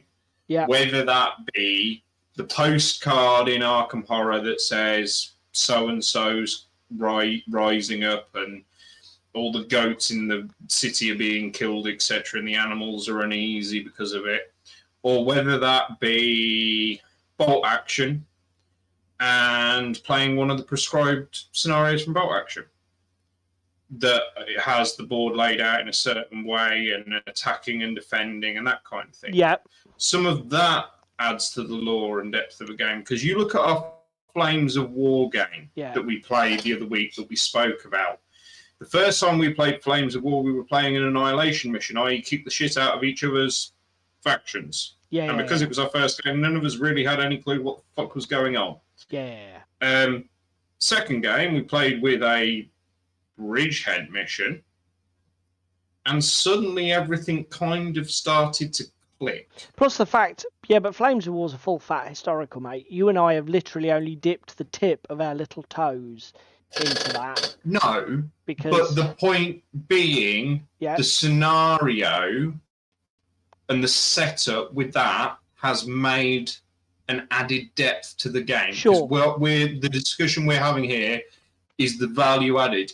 You could have quite a veneer thin surface, take OPR as a prime example, on the lore and on the rules complexity. Yep. But actually, when you're playing a scenario or a narrative style and the fact that you've got the hobby overhead to build whatever you want as a faction, that actually adds depth to OPR. Obviously, we used it in the title sequence as a example of a game that is very shallow and as a puddle. But now we're sat here discussing it, there's stuff that adds depth. Yeah, there is. Do you see my point? I do. But I mean, again, because of the nature of OPR, obviously there is. You've got the advanced rules, haven't you? How many scenarios are actually in that? 6, I think. 6. Memory. Okay. And they haven't to date released any supplements. I mean, I'm sure there's a huge amount of fan-created content, but the OPR themselves haven't released any supplements, have they? No. I mean, for that reason, I would say one-page rules can still be described as quite a shallow. I mean, it's all relative. Let's calm ourselves down. We're not saying OPR is a shallow experience, because I enjoy OPR. I enjoy Grimdark Future, and I enjoyed Age of Fantasy more than I enjoyed Age of Sigmar. But definitely, the lore is what you bring to it. They deliberately haven't gone down that route, as far as I'm aware, because they want to allow people the freedom to tell their own stories, which is cool. I'm not a particularly avid storyteller. I'm just happy to put models on the table and experience game mechanics. I'm like that. Some people wouldn't be. The rules for the games are, for me, good enough to get the job done and not cumbersome and not difficult. I totally will accept that for some people the factions feel a bit interchangeable because they've only got 12 or 15 keyword rules, and then you basically put mixtures of them on core stats and there's your units. It is, for me, OPR is a functional game. I like it because it will give me what I want from it, which is a war game that I can get done in a realistic amount of time, that gives me enough of a challenge and enough of a game experience to feel that I had an influence on what the outcome was and I enjoyed the journey getting there. But it does not have the depth of a lot of the games we've mentioned earlier tonight. It just doesn't have it. Now the bizarre thing is, I mean, Darren said earlier about 5 Leagues from the Borderlands. Just tell me, Darren, what's the release model for 5 Leagues? Is it a single book or has it got supplements?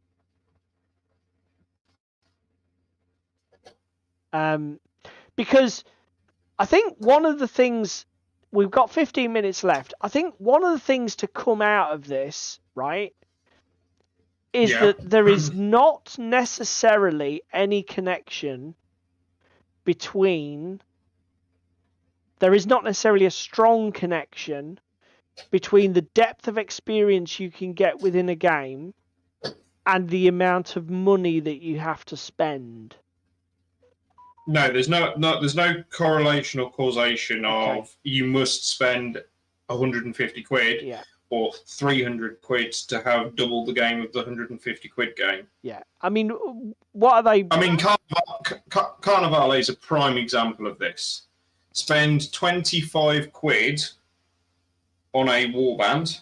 Yeah. One of the start sets. Buy the rules for, what is it, tenner?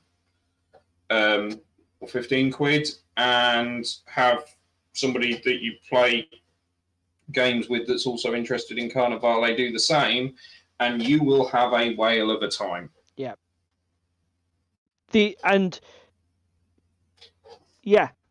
I mean, for Carnivale is, like you say, you could buy your base box and there are a ton of scenarios. I feel that Carnivale is a bit like Infinity. If I've only got one army for Infinity. It's one of those few games where I've not started a second army. That's partly because Corvus Belli's models are quite expensive, and building an Infinity collection is a significant financial investment. But the other reason is, for the amount of Infinity I play, I don't feel that I've explored the Japanese models I've got. I think there are still different ways I could field them, things I could try. So, I mean, again, they put out their annual ITS pack with different scenarios every year. Each time I come back to Infinity, there's loads of new scenarios to play, so I don't really need to worry about it. Do you know what I mean?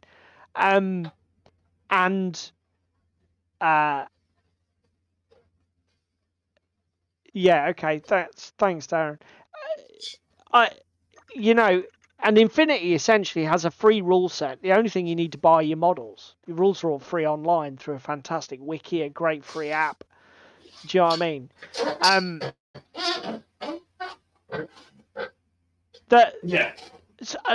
Some of the Osprey products, and again, like Darren says with 5 Leagues, some of these games that are 50, 100 page rule books for 20 quid. Yes, you need to acquire your own models. The only obstacle really is your resourcefulness, and a lot of that comes from experience. And I accept that actually some of these games that have that deliver a lot for very little expenditure, the trade-off for that is you need to have experience, don't you, mate? You need to be I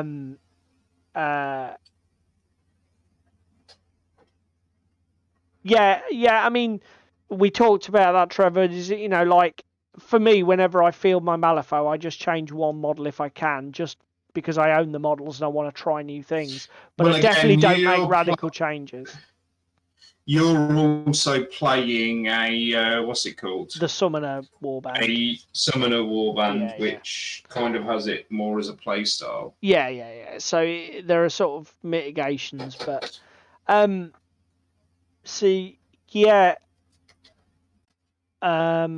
what were we talking about before, mate? Sorry, I got derailed. I can't honestly remember. You were talking about...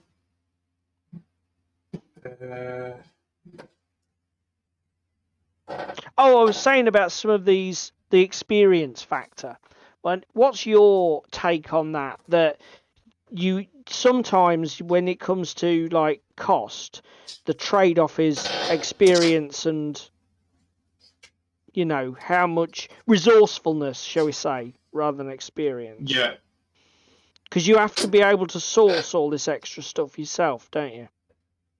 Well, again, Frostgrave's kind of a prime example of this. We've got really weird and niche vapor snakes. Yeah.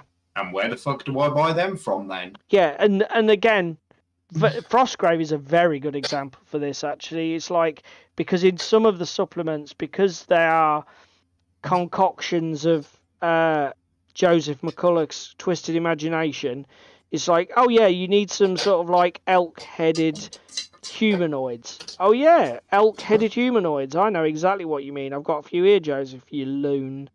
Well, Red King's Quest, Scenario 2, you need a 6-inch diameter tent and a, what's it called? Oh yeah, some guys with blood tattoos on their faces. 7 fetish stands. Yeah. So like, that's how it's in the book, boys and girls. What they actually mean by fetish stand is a totem covered in feathers and leathers and shit like that. Commonly called but it's a fetish. labelled in the book as a fetish stand. Yeah, but that's what a fetish is. It's only feathers and it's only in the recent times that fetish has come to mean, shall we say, something sexually some bizarre or unusual sexual predilection. But anyway, enough of the etymological fucking history of the word fetish. Rangerfers, yeah, that's it. Yeah. Yeah, that. So, I think as a parting shot, as the final salvo, I think here's the thing, right? Most war games are not puddles. There are undoubtedly some which give you less room to explore a particular, less room to explore, full stop. And it might be because they have a particularly rigid way of playing the game. They don't have a huge range of scenarios or different. I mean, one of the great things that you'll see in a lot of these single book games is that they have randomly generated scenarios, don't they, mate? So you'll like roll on a table for the map, roll on a table for the objective, roll on a table for the deployment, and just by doing that, you turn what is you don't even need to create 50 scenarios. Then you just give a framework, and the player creates their own. So while there are probably examples of games that are more shallow than others, I think the takeaway is war games are generally massive experiences. And really, the amount that you want to get out of a war game is really entirely up to you, isn't it? Yes. Even, because even war games we hate, I think we'd be being disingenuous to sit here and say, yeah, there's not much to that game. There definitely is a lot to even games that we just don't enjoy, but it's just not for us. Would we like to come down to my desktop cam, seeing as we've got 7 minutes left? Let's have a look at what you've been up to. Oh, that looks sweet, mate. Do you know what? So this is where I love this Dunsmouth stuff. War games are very much awesome. That is what we've concluded. So this is where we've got to. All of these columns were 4-piece uprights. Then we've stapled all this in. We've put all the ridging on. I'll tell you what I am going to do with this piece, though. I am not going to stick on the roof. I'm just going to have the roof rest on if I can. Okay. And why is that? Because you think it'll be better for gaming? Yeah, just easier to get in and game. I think you make what is probably a very good shout. Yeah. And again, for some people with even larger hands, that's going to be a complete fucking nightmare. And plus the fact, even if you can reach in, imagine if you've got to reach past a model. Yeah, it's just easy to have the roof. Does the roof look like it's going to engage or lock on well? No, but it does look like it's going to rest on quite well, because obviously there's 2 triangles in several places. Do you have ridges or grooves on the other side? Oh, it's them I laths. don't know yet. I've not built it. Yeah, okay. Because it's individual laths. Fucking hell, you'll have to see how that goes. That could be a and a fetish. That's cool. Darren says, so we've concluded that wargames are awesome, and Orinoco says, and a fetish. I'll tell you what, another thing that shows us probably how good wargames are is that I think board games are trying to emulate some of the features of wargaming more and more. You look at the preponderance of huge board games with campaign modes and 200 miniatures and stuff like that. When you think about it, I've been doing miniature wargaming since the 80s, okay? When I was a teenager. It's quite flattering in a way that they've taken something that we all love, and they're trying to make a version of that has much more mass appeal, but takes so many of the features that we take for granted in our games and sell it to a bigger audience. It's quite cool. That I hadn't really thought of it, but it's a good point. It's a good sort of end note there. Shall I just show off my minis, and then we can call it? Yeah, how's Sneaky Pete doing? So, it's working pretty well. Do you know what, the only criticism I would make of these Steamforge Games minis with the mold lines were obnoxious. And it's such tough PVC, they are a fucking ball bag to get rid of. And you didn't see them till after you'd primed. Yeah, and again, because the miniatures are coloured red plastic, you don't see half of them before you get there. But once you start painting, they're not bad. They're quite well structured. You can see what you're supposed to be painting stuff. I mean, I think that those look great on him, and when I get some Agrax on and it blends all of his skin in together, I think it's going to work really well. You don't want Agrax for his skin, you want Athonian. Okay, well, whatever wash we choose to go with, I think you might be right, but yeah, as I say, we've made a start, but and look, they've even got the barnacles on the weapon there. They're all over. They're really well done minis. I mean, I tell you what, Jerry will not have a problem spotting the mode, but I will, even if I put the project up and it gets on. Even if it's on Tim's show on a Tuesday, I will brace myself for the fucking roasting on the mold lines, because he will have no trouble spotting the mist mold lines on these. These were fuckers, and I gave up in the end in terms of clearing them up. I got them clean enough, and it was good enough for me. And then I called it a day and started painting the bloody things. But do you know what? Apart from that criticism, they're good minis, and they're not expensive. You know, what are they, about 20 odd quid for a box? 20 quid for a box set, and that can range anywhere from 3 large minis to 8. Yeah, like I get 1 large mini and 4 small ones with this warband, so, you know, they're fine. It's fine. And you only have to have 3 sort of like... 3... You don't even have to have 3. Well, as long as you've got 2 bands, you can play a game. Yeah. 3 is the full game, isn't it? Right. Yeah. Let's call it. Thank you very much for everybody. Sorry, it's 2 minutes to go. Said let's have a good one. Oh, you did. Sorry, mate. Right. Let's wrap this thing up. Thank you very much for everybody who was here in the chat. You guys were awesome as usual. No, House of Water is not the best house. Get out of here with that rubbish, Darren. New Jerry's given up on bold lines as well. Bum, bum, bum, you read it here first. Oh my god. So what is the world coming to? In terms of thank you very much as well. If you're watching us later on YouTube, your attention is very much appreciated. If you can only find time to do one thing tonight, please click the like button. It's just a little boobly boob of the mouse, and it helps us so much. There's only 1 like on the video so far. We need to change that. Go on, guys, click the like button, please. Also, okay, tonight's topic. Let's have it in the comments down below your war game that you consider is a shallow experience and doesn't have the depth of its fellow games.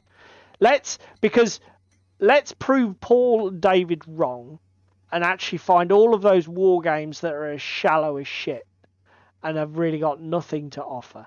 And let's have them in the comments down below, just to make us two look idiots. Right, I think we're done. Yeah, I think that's it. And see you next Thursday. See you next Thursday.